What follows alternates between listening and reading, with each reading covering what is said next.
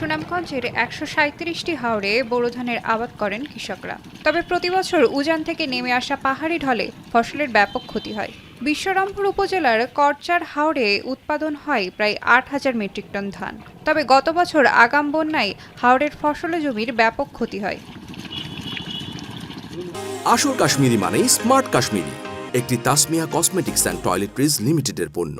April মাসে শেষ হবে ১৫টি হাওরে ২৭০ কোটি টাকা ব্যয়ে ফ্ল্যাট ফিউজের কাজ।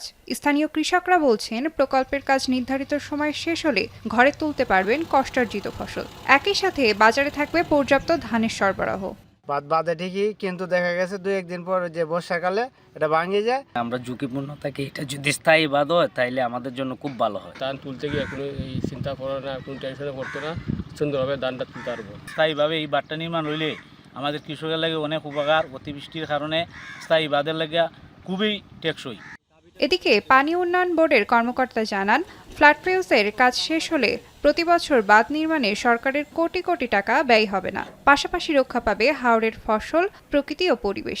আমাদেরকে কল সেন্টার যারা আছে আইডব্লিউ এবং সিজিএসএস এরা মূলত এগুলো সমীক্ষা করেছে। সমীক্ষা করে এগুলো চিহ্নিত করা হয়েছে এবং এখানে যে পরিবেশের যেগুলো প্রভাব পড়ে না সেগুলো নিশ্চিত করে এগুলো প্রকল্পের এই অঙ্কগুলো নির্ধারণ করা হয়েছে।